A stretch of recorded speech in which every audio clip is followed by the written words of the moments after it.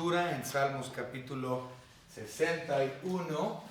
Ahí es donde estamos continuando nuestro estudio de este hermoso libro de Salmos. En esta ocasión, hermanos, esta sección de Salmos es interesante, puesto que, bueno, vamos a darle lectura nuevamente. Ustedes me pueden seguir con su vista.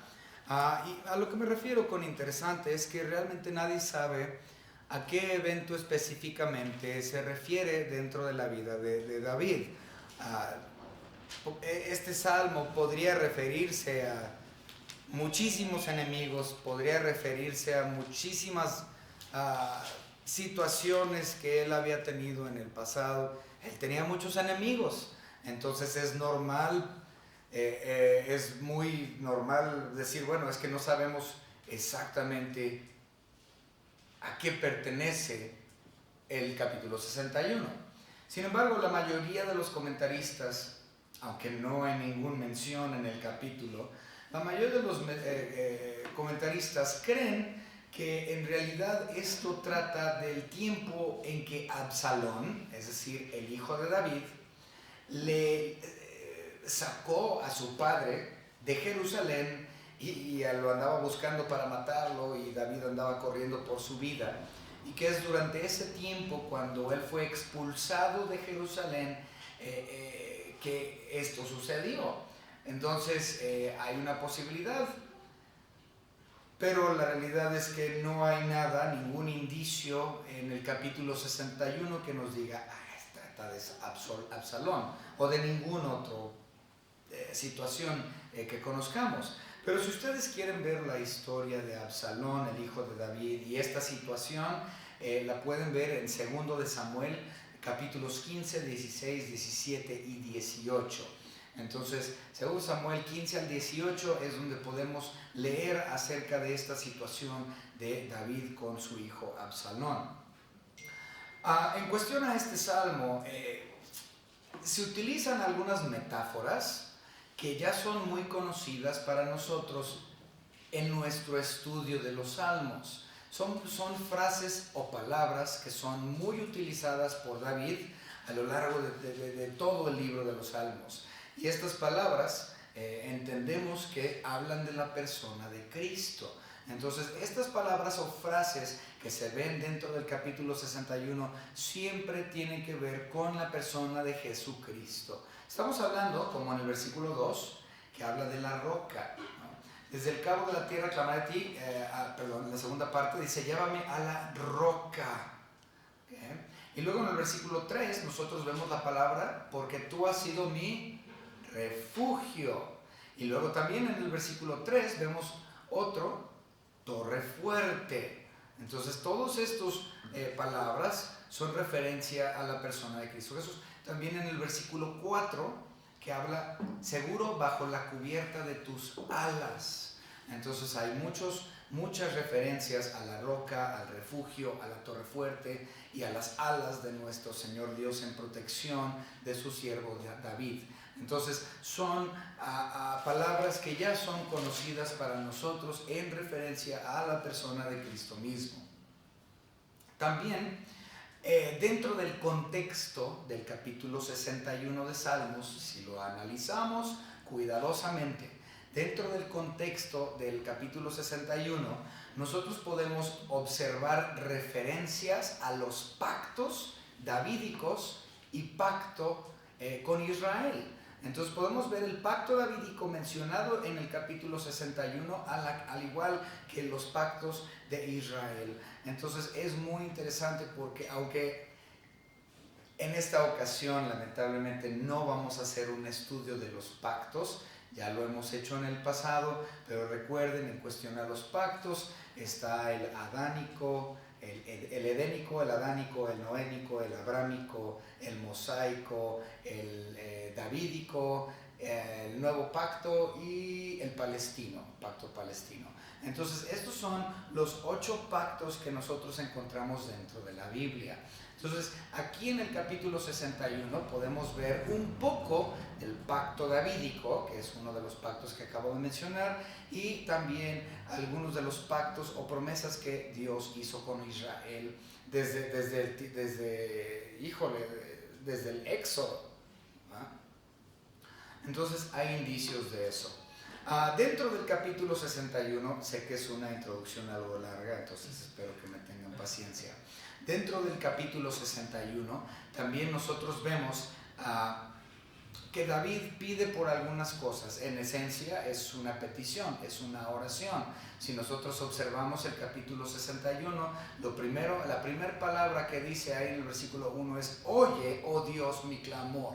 Entonces entendemos que es una oración. Entonces, dentro de la oración que David está haciendo, David le pide, número 1, protección, que lo podemos ver claramente en el versículo 2, Señor, protégeme, ¿no?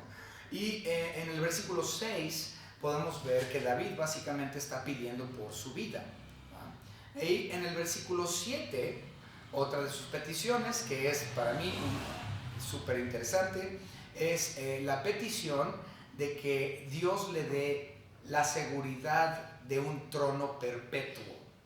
¿Okay? Entonces, ese viene en el versículo 7. Entonces, estas son las 3 peticiones. Señor Dios, protégeme. Señor Dios, protege mi vida personal, mi vida física. Y por último, su última petición es: Señor Dios, por favor, asegúrame, garantízame ese trono perpetuo. Muy interesante esa última petición.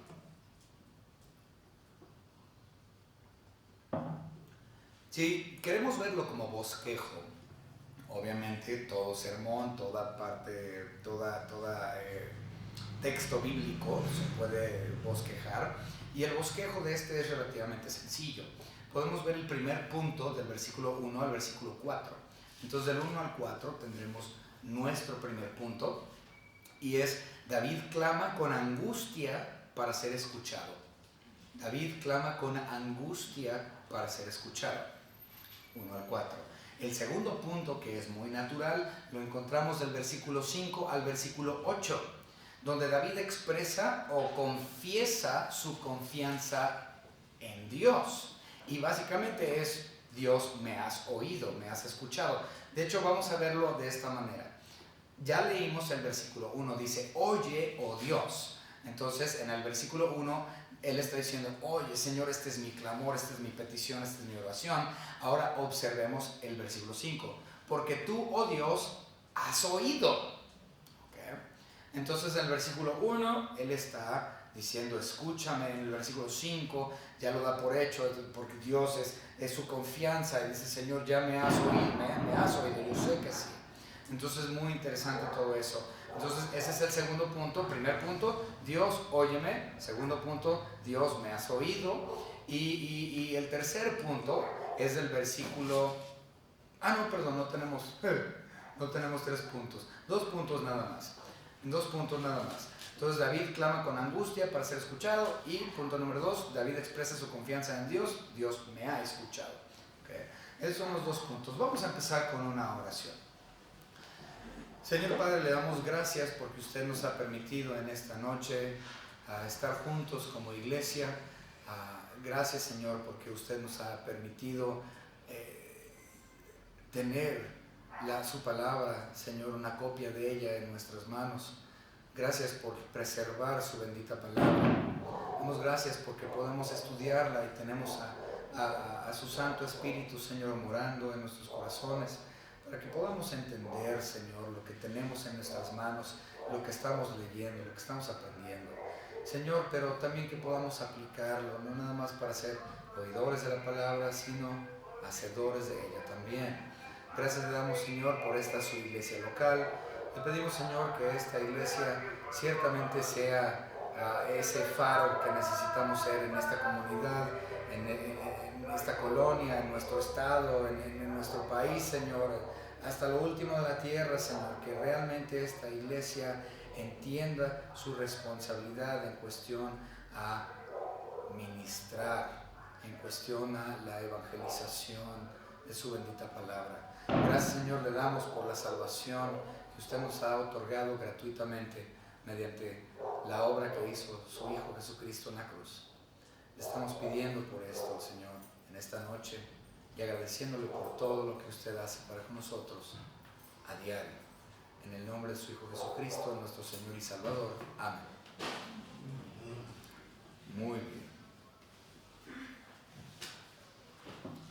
Vamos a leer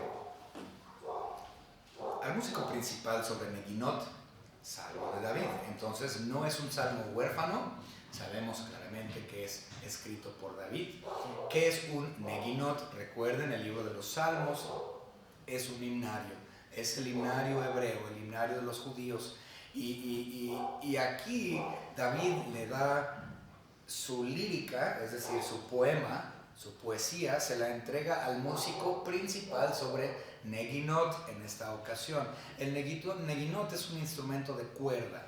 No sabemos realmente qué tipo de instrumento de cuerda, pero sabemos por hecho que es un instrumento de cuerda. Hay otro muy parecido que aparece también en las escrituras, que es el Negilot, pero en este caso es el Neginot. Muy bien, entonces leemos: Oye, oh Dios, mi clamor, es una oración, a mi oración atiende. Desde el cabo de la tierra clamaré a ti, muy interesante esa frase, cuando mi corazón desmayare. Llévame a la roca que es más alta que yo, porque tú has sido mi refugio y torre fuerte delante del enemigo. Yo habitaré en tu tabernáculo para siempre. Estaré seguro bajo la cubierta de tus alas, porque tú, oh Dios, has oído mis votos. Me has dado la heredad de los que temen tu nombre. Días sobre días añadirás al rey. Sus años serán como generación y generación. Estará para siempre delante de Dios. Prepara misericordia y verdad para que lo conserven. Así cantaré tu nombre para siempre, pagando mis votos cada día.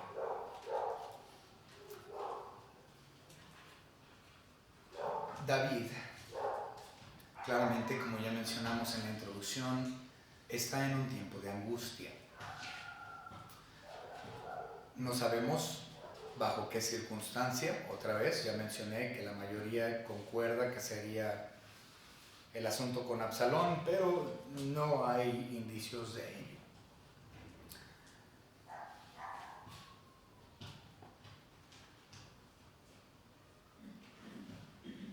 No lo entiendo mi letra. Ya entendí. Entonces, David se encuentra en una situación difícil y tiene mucha presión. De hecho, es muy parecido al Salmo 142. Vamos rápidamente, no lo vamos a leer todo, pero vamos a ver el Salmo 142, que es muy similar a Salmo 142. Dice: con mi voz clamaré a Jehová, con mi voz yo pediré a Jehová misericordia, delante de él expondré mi queja, delante de él manifestaré mis angustias. Cuando mi espíritu se angustiaba dentro de mí, tú conociste mi senda. Entonces él está diciendo: Señor, tú estás ahí cuando yo estoy angustiado. Y vemos que es una situación de algo de urgencia, porque él está diciendo, clamando: Señor, atiende mi oración, haz caso a mi petición, Señor, porque me urge que tú escuches, porque estoy en una situación muy precaria. Versículo 2 es interesante. Dice: desde el cabo de la tierra clamaré a ti cuando mi corazón desmayare. Y dices: espérate. Desde el cabo de la tierra, nosotros los llamamos el fin del mundo. El cabo de la tierra es el fin del mundo como tal. Y él dice: desde el fin del mundo te estoy clamando a ti. Y dices: espérame, ¿cómo que el fin del mundo? Si David nunca salió de tierras israelitas. David jamás salió de tierras israelitas. Entonces, ¿a qué se refiere con desde el fin del mundo? Nuevamente, esta es una metáfora, hablando de su situación, de su corazón. Es decir, que su corazón está tan angustiado que se encuentra él emocionalmente, sentimentalmente, espiritualmente, corporalmente, se siente como si él estuviera en el fin del mundo. Y luego la segunda parte del versículo dice, cuando mi corazón desmayare. Entonces él está afirmando, en mi situación tan horrible que yo me encuentro, angustiado, frustrado espiritualmente, físicamente, de todo, Señor, yo clamo hacia ti. Entonces él está diciendo, no tengo a nadie más que tú, Señor. Yo no puedo arreglar la situación o enmendarlo ni nada. Estoy completamente quebrado. Nuevamente muy parecido al Salmo 142 y algunos otros también.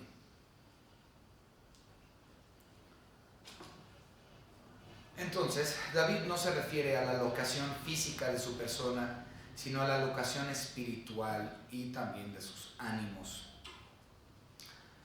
Podríamos decir que estaba en un estado de depresión.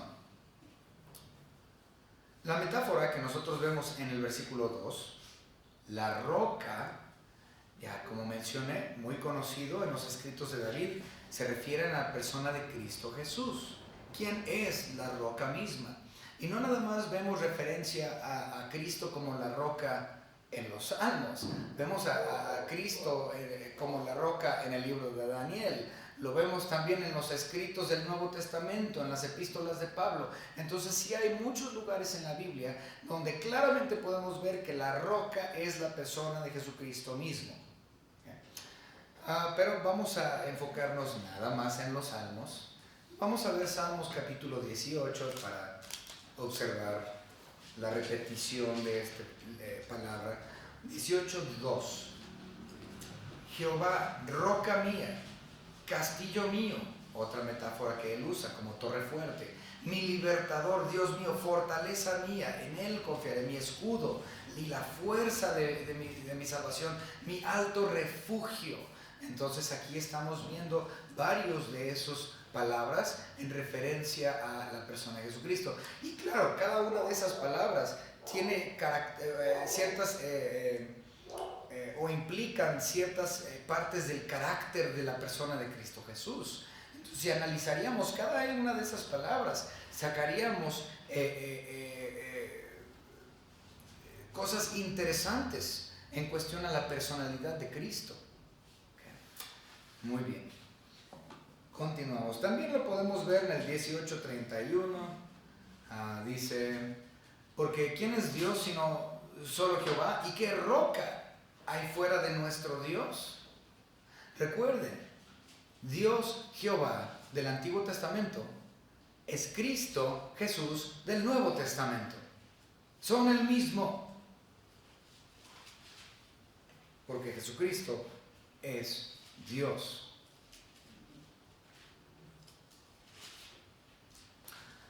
Muy bien, vamos a continuar. Aquí la idea en el versículo 2, fíjense, dice, llévame a la roca que es más alta que yo. La idea que esto tiene es que David se encontraba en una posición, en un agujero. Se encontraba él en un hoyo. Se encontraba en un hoyo emocional, en un hoyo físicamente hablando. Él estaba en un agujero. Y él quería poder ascender y salir del agujero. Pero no podía. Entonces él dice, necesito una roca alta sobre la cual yo puedo pisar. Y si yo piso sobre esa roca alta, yo voy a poder ascender porque estoy parado sobre la roca. Entonces esa es la idea detrás de llamar a Cristo Jesús, llévame a la roca que es más alta que yo. Entonces yo, David, me tengo que poner sobre esa roca para poder ascender y salir del agujero donde me encuentre. Pero lo interesante es que dice, llévame a la roca. No dice, yo me subo por mi cuenta. Él está hablando con Dios Padre y le dice: Dios Padre, llévame a Dios Hijo, la roca sobre la cual yo me puedo parar para salir de esta situación.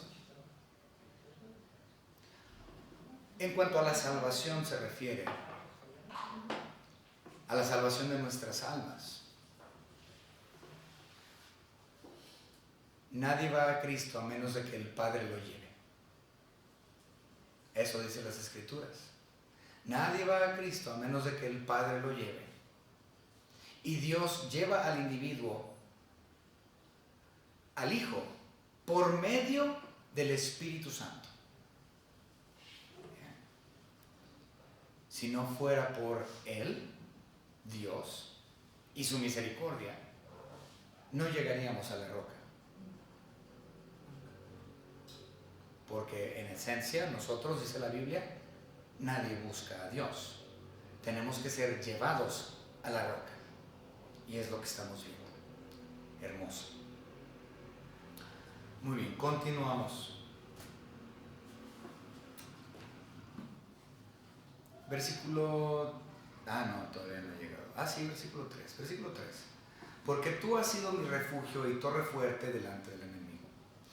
Ahora en este versículo David habla en tiempo pasado. Observen. Porque tú has sido mi refugio. Entonces él está recordando que en otros momentos de angustia, en otros momentos de dolor y problemas y guerra y de todas las cosas, Dios nunca lo ha desamparado. En tiempo pasado ya había sido su refugio, en tiempo pasado ya había sido su torre fuerte. Entonces él está recordando: Señor, tú nunca me has abandonado. Tan solo tengo que recordar las misericordias y bendiciones que tú has derramado sobre mí siempre. Entonces, ¿por qué estoy desamparado? ¿Por qué estoy así? Si tú, Señor, ya te has probado una y otra y otra y otra vez.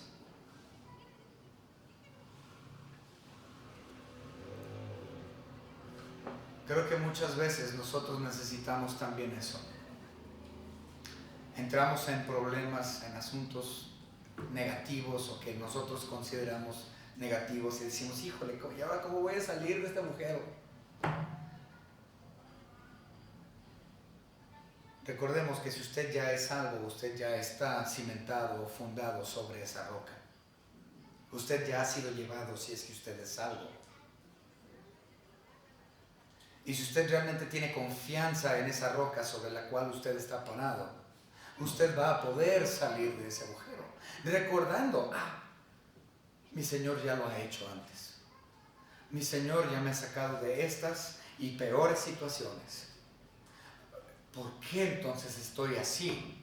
Si yo sé quién es poderoso y en quién confío.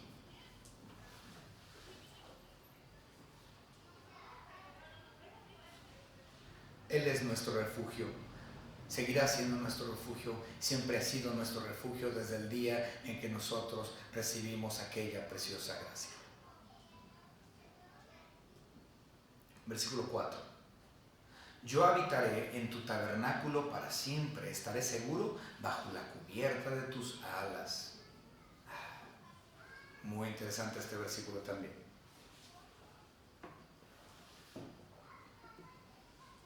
David no se encuentra en Jerusalén. David está huyendo. Y él está, y de hecho hay varios versículos, hay otros capítulos, no los anoté, pero hay otros capítulos en el Salmos, en el libro de Salmos, que es muy similar, donde David está alejado de Jerusalén, es decir, alejado del tabernáculo. Y como él está, porque recuerden, el tabernáculo de los judíos se encontraba en Jerusalén, pero como él estaba corriendo por su vida, no se encontraba dentro de la ciudad y por lo tanto se encontraba alejado del tabernáculo en cuestión física.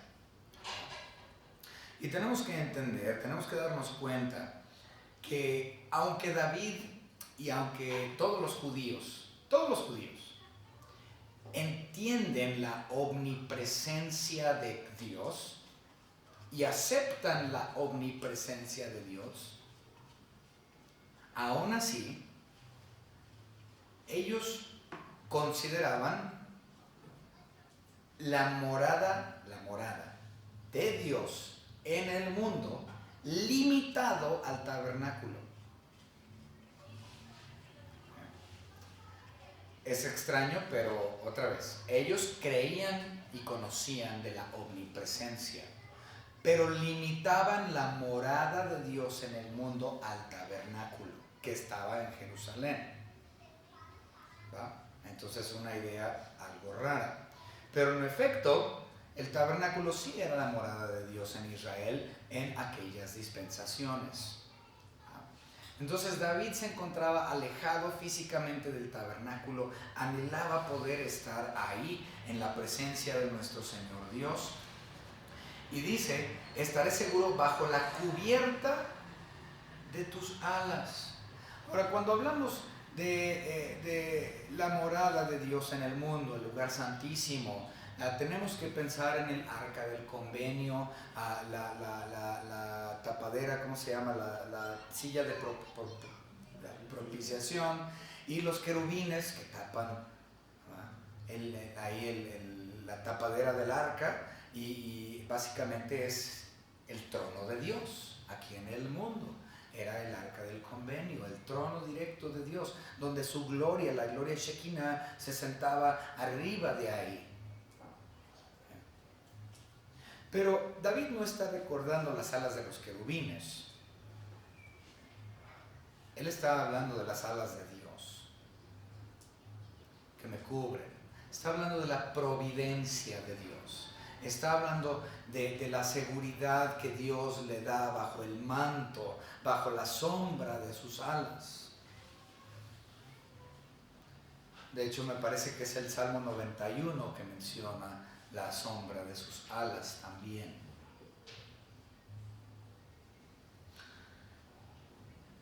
Continuamos. Versículo 5.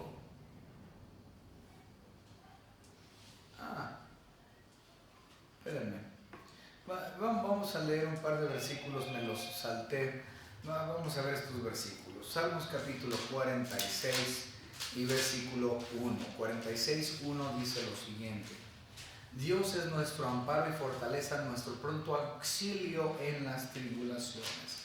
Y también Salmos capítulo 90 y versículo 1. Salmo 91 dice lo siguiente: Señor, tú nos has sido refugio de generación en generación.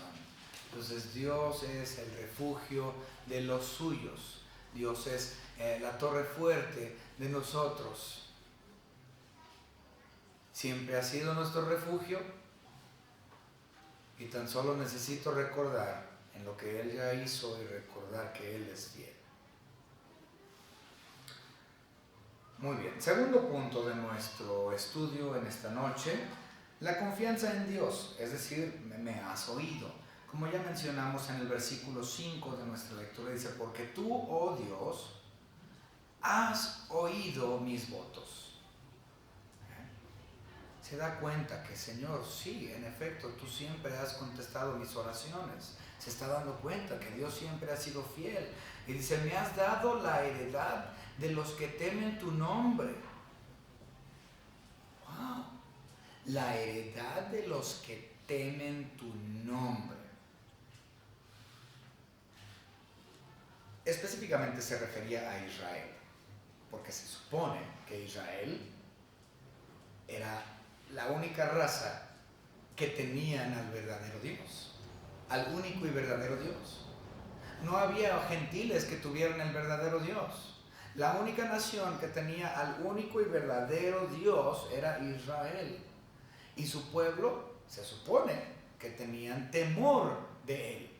Pero obviamente, como hemos estado estudiando en el libro de Jueces, una y otra vez, dejaron de temer a Dios y empezaron a tener problemas.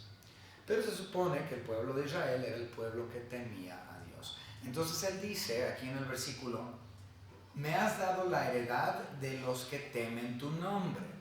En otras palabras, la herencia sobre Israel. ¿A qué se refiere sobre la herencia de Israel? Pues se está refiriendo a la tierra. a la tierra de Israel, que Dios le prometió a Abraham en la promesa séptupla que nosotros podemos ver en Génesis capítulo 12. Entonces, Dios ya le había prometido a Israel la heredad a todo Israel y toda esa tierra desde Génesis, casi desde el principio de los tiempos. Dios les había prometido esa heredad. Entonces, él entendía pues que era promesa de Dios, que esa tierra era suya, y por lo tanto él está diciendo, entonces, ¿por qué estoy preocupándome? ¿Por qué me preocupo? Hay la promesa de Dios que esta tierra es de Dios.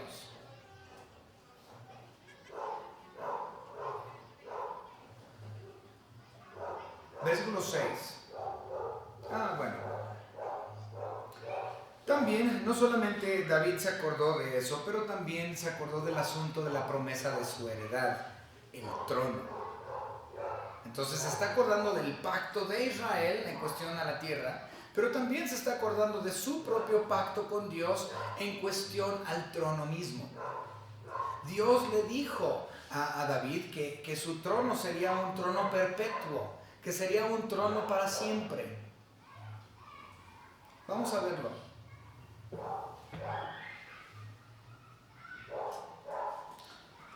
Salmos capítulo 16. Posiblemente este no sea el versículo, pero ahorita vemos. Salmos capítulo 16, versículos 5 y 6, déjame ver si es, dice,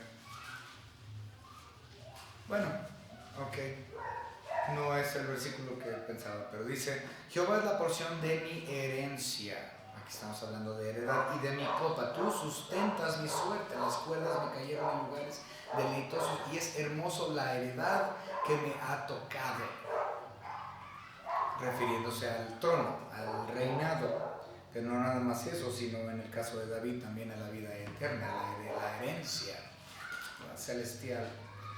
También lo podemos ver en Salmos capítulo 89, aunque no es la original, pero está bien. Salmo 89, versículo 36 dice, su descendencia será para siempre y su trono como el sol delante de mí. Su descendencia será para siempre, o sea, refiriéndose a la descendencia de David. Él iba a ser el rey y su descendencia sería el rey eterno, es decir, la persona de Cristo Jesús. Entonces, esto se cumple en la persona de Cristo. Él es ese rey que viviría de generación en generación. De hecho, de eso vamos a leer nuestro siguiente versículo, el versículo 7, 61, 7. 6 y 7. Días sobre días añadirás al rey. Él no está hablando de él. Si David no está pidiendo por él, David está pidiendo por su trono perpetuo. Es decir, lo que Dios le prometió en cuestión al trono. Le dice, días sobre días añadirás al rey. Sus años serán como generación y generación. David murió. El mismo Pedro, cuando él predicó, uno de sus primeros sermones fue, aquí tenemos, ahí, el sepulcro de David. Si recuerdan en el libro de los Hechos, el sepulcro de David estaba a la vista. David ya murió, entonces no estaba hablando de él mismo, sino de otro. En este caso, de Cristo Jesús. La herencia del trono se cumple en el descendiente de David, Cristo Jesús. Bueno, vamos a ver un par de versículos. Lucas.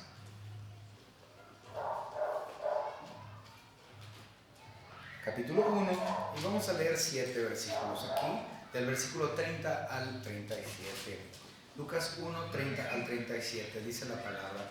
Entonces el ángel le dijo a María, no temas porque has hallado gracia delante de Dios, y ahora concebirás en tu vientre y darás a luz un hijo y llamarás su nombre Jesús. Este será grande y será llamado Hijo del Altísimo, y el Señor Dios le dará el trono de David su padre. Wow. Y reinará sobre la casa de Jacob, es decir, sobre los que temen a Dios, para siempre, y su reino no tendrá fin. Un reinado perpetuo. Entonces María dijo al ángel: ¿cómo será esto? Pues no conozco varón. Después, es decir, era virgen. Respondió el ángel, le dijo: el Espíritu Santo vendrá sobre ti y el poder del Altísimo te cubrirá con su sombra, por lo cual también el santo ser que nacerá será llamado el Hijo de Dios. Y aquí tu parienta Elizabeth, ella también ha concebido hijo en su vejez, y este es el 6º mes para ella, la que llamaba estéril. Wow. Dios es el que hizo todo esto posible, y Él prometió que el descendiente de David, Cristo Jesús, tuviera la heredad del trono. En Cristo se cumple la heredad del trono perpetuo. Hechos. No lo vamos a leer todo, pero Hechos. Capítulo 2. De hecho, es descenso del Espíritu Santo, a día del Pentecostés. Hechos capítulo 2, versículo 22 al 36. No lo vamos a leer todo, pero: varones israelitas, oíd estas palabras: Jesús Nazareno, varón aprobado por Dios entre vosotros con las maravillas, prodigios y señales que Dios hizo entre vosotros por medio de él, como vosotros mismos sabéis. A este, entregado por el determinado consejo y anticipado conocimiento de Dios, prendisteis y matasteis por manos de inicuos, crucificándole, al cual Dios levantó sueltos los dolores de la muerte, por cuanto era imposible que fuese retenido por ella. Observen, 25 dice: porque David dice de él: veía al Señor siempre delante de mí, porque está a mi diestra, no seré conmovido. Por lo cual mi corazón se alegró y se gozó mi lengua, y aún mi carne descansará en esperanza, porque no dejarás mi alma en el Hades, ni permitirás que tu santo vea corrupción. Eso está en Salmos capítulo 16, me parece que es una referencia a Salmos capítulo 16, y lo interesante es que él no estaba hablando de él mismo. David no estaba hablando de él mismo, sino de otro, de Cristo Jesús. Y dice el versículo 28: me hiciste conocer los caminos de la vida, me llenarás de gozo de tu presencia. Varones hermanos, se os puede decir libremente del patriarca David, que murió y fue sepultado, y su sepulcro está con nosotros hasta el día de hoy. Ahí está el sepulcro de David. Entonces David no estaba hablando de él mismo, de generación en generación, estaba hablando de él, de aquel, del que se cumplió en su linaje, en Cristo Jesús. Pero siendo profeta y sabiendo que con juramento Dios le había jurado que su descendencia en cuanto a la carne levantaría al Cristo para que se le sentase en su trono. Clarísimo.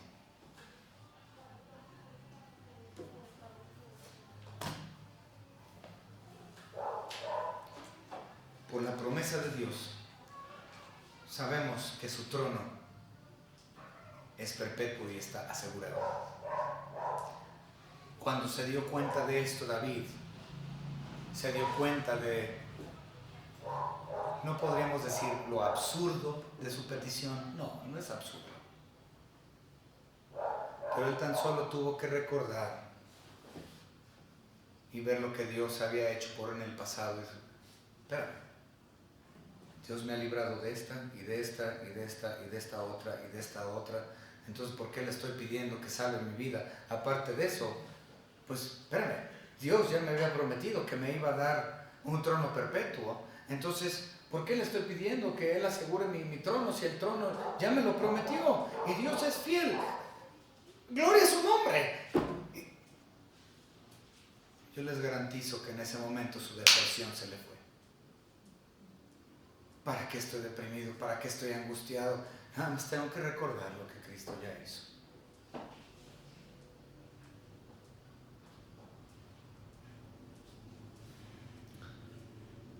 ¿Y qué es lo que termina haciendo cuando se da cuenta de todo lo que está sucediendo en las promesas de Dios sobre aquella roca sobre la cual Él está fundado? Veamos lo que dice: así cantaré tu nombre para siempre. pagando mis votos cada día.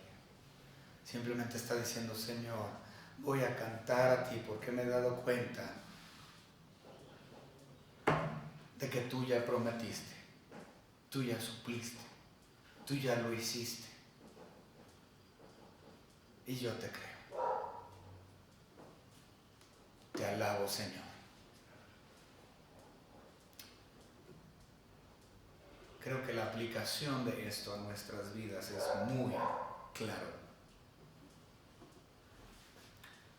Para nosotros que estamos sobre aquella roca alta, Él nos ha sacado de ese hoyo, de ese fango cenagoso, como dice la Biblia, del fango cenagoso me ha sacado. ¿Por qué? Porque me pusiste, tú me llevaste a la roca y me sacaste de ese fango cenagoso. Y Señor, desde entonces tú has sido fiel una y otra y otra y otra vez. ¿Por qué, Señor, entonces me angustio con mis pequeños problemas ahorita? Si yo sé sobre quién estoy pisando. Y Señor, para la iglesia, a Él se le prometió un trono perpetuo. A la iglesia se nos ha prometido un sinfín de promesas por parte de Cristo. Muchas más de las que nos imaginamos. Y tan solo es ver a esas promesas y decir, Señor, sobre tu persona estoy cimentado. Tu fidelidad de providencia en el pasado y las promesas sobre las cuales descanso para el futuro.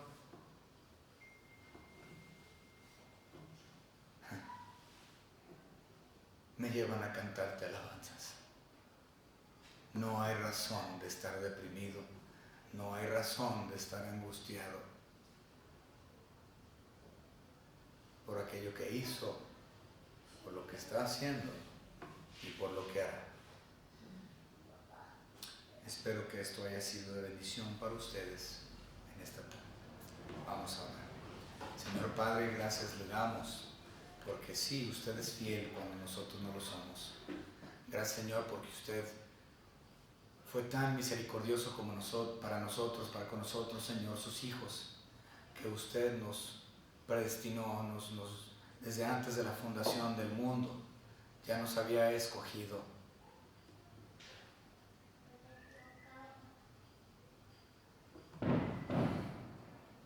Señor, gracias por sus promesas y porque usted es fiel.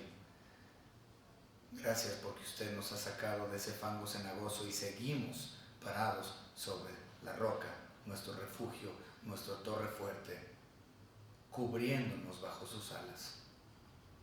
Gracias, Señor, en el nombre precioso de nuestro Señor y Salvador Jesucristo, nuestro Señor y Dios.